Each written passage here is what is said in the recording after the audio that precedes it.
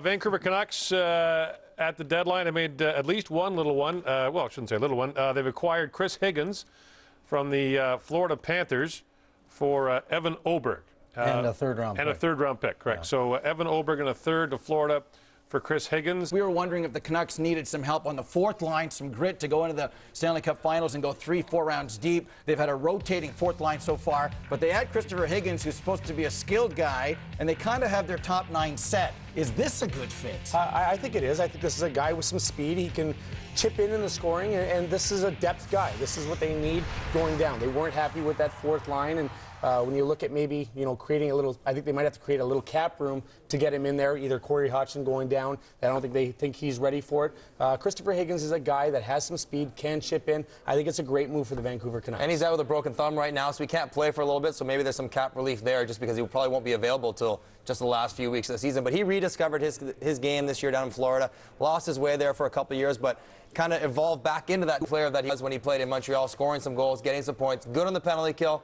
And pretty good guy in the room as well. Yeah, he did well for himself. Obviously, with the way he's playing right now, it's momentum in your game. And when Vancouver looks at it, it's depth. Overall, it's depth. You can't discount the fact you go in as an opportunity they have, the great opportunity they have. You've got to take it now, and acquiring a guy like that just bodes well for them. They want to go 3-4 rounds. That's going to require some healthy bodies, some extra reserves, because it's likely that some forwards or defensemen or whatever players will get injured along the way. So to have a guy that can slide up the lineup as well, like a Chris Higgins, is a good move. Maxim Lapierre and Chris Higgins are now Vancouver Canucks. So Mike Gillis adds Higgins from the Florida Panthers and Lapierre from the Anaheim Ducks. Gives up Evan Oberg, not Joel Perrault, which Perrault we're all mixed up with our. Yeah, it was Joel Perrault. Joel Perrault, yeah. Joel Perrault and a third. And a couple of third-round picks going out of town from the Vancouver Canucks in those separate transactions. So a little sandpaper and a little goal scoring for a team that was looking for a little bit of both. Maxim Lapierre and Chris Higgins. Your take on this as far as acquisitions? Let's not worry about what they're giving up. It's a familiarity deal for Vancouver with Maxim Lapierre. Alain Vigneault was his coach in Major Junior with the PA Rocket, and he always used him as a shutdown guy and an energy guy, and he always played him against Sidney Crosby,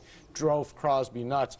Alain Vigneault knows exactly what he's getting in Maxim Lapierre. And in terms of Christopher Higgins, if you look at his record, he had 23 goals, 22 goals, and 27 goals with the Montreal Canadiens. But he was never, ever a real pure scorer after that, and he's really found a tough time finding his way. But he'll be a little bit different fit, Ray, than what Maxim Lapierre will be, because they know what they're getting in Maxim Lapierre. He's a checker, an agitator, and a depth guy. Well, the agitation part will be interesting to watch, because the Canucks went in the offseason to Alex Burrows and Ryan Kessler and told them to focus play between the whistles. They didn't want any of the extra garbage outside of the whistles, and both of them have really bought into it. I've not seen any signs that Lapierre is a player that can buy into that. He's going to have to in Vancouver, and you talk about the familiarity with Alain Vigneault. That's one thing that Vigneault and Mike Gillis will get to him first. Tanner Glass has been the only regular member of that fourth line, guys, all year long. They've rotated guys in and out of there, trying to find the right mix. This looks like it means that Cody Hodgson will go down, which is probably where he should be as a player of his age, and get some playoff minutes and get some minutes where he's handling the puck. But this is kind of rebuilds that fourth line with Lapierre, with Tanner Glass, and with Higgins. And Oreskovich would be the extra forward in that mix along with Jeff Tamblyn. I don't want to poke and prod, but you sound a little concerned about Lapierre as a fit in Vancouver. I find him to be undisciplined at times. I find when the game's going on and he's yelling at me in between the benches, the guy's got focus issues. The game's out there. What the hell does it matter? Well, actually, now I like him. I like him more now. That's the best acquisition at the deadline for the Canucks. Well, no, but honestly, that's what I think. When the game's going on, and you're worried about something that's over here, right? Why wouldn't you be worried about what's going on here? And I don't think there's any question that Mike Gillis knows exactly what he's getting in Lapierre. And I know, because Pierre, you just told us that Alain Vigneault knows what he's getting in Lapierre, and that's a quick meeting. That's a quick meeting. We play between the whistles. We don't play outside. One other thing makes this a quick meeting. Max, you've moved from Montreal to Anaheim. Now you've moved from Anaheim to Vancouver. I hate to tell you this, Max, you're running out of racetrack, pal. You better start buying into people's programs. There's a reason why he's moved around so much in a short period of time. And Craig, you know exactly what I'm talking about. He's going to be entirely focused on this new responsibility. Correct. Because you're right, he's running out of teams at an early stage of his career.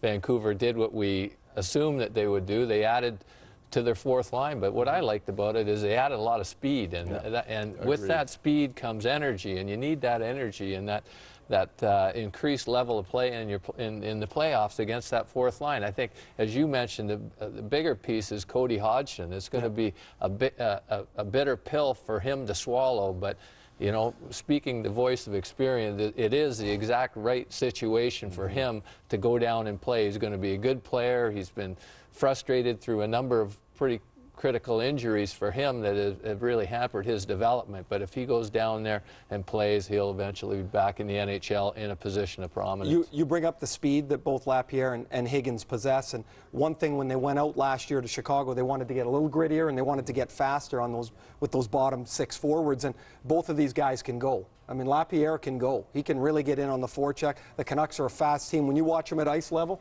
hey, Pierre, man, they get up and down the ice. Now you got Kessler, Malholter, and Lapierre, and then you put Raffi Torres, who you watch coach, and Michael Pekka play. You know what's going? You're right. And Yannick Hansen. Yannick Hansen has had a terrific year. Absolutely. That bottom six looks a lot different. It's a lot more physical than it was last year, and it's certainly quicker. Lapierre had some moments in the playoffs last year in that Montreal run, which especially in the Washington series. The Washington Yeah. series, he was really, really good in the Washington series. And Higgins may give Vancouver an option if Raymond continues to struggle. Higgins, if he gets his game, and he'll be energized coming from Florida to get that opportunity, he might just possibly be a fit. I'm sure it's in the back of their mind that he could be an option down the road. They added players without messing with the roster. And that's really good managing, in my opinion, when you get to this point. The guys talk about the chemistry in the room. You heard Luongo talk about it. You heard the coaches talk about it. You're there all the time. Those guys feel good about themselves. Now they feel better because nobody got displaced. And Gillis had said going into the deadline he liked what was in the core of the room, and he never wanted to touch. He didn't really want to touch inside the room.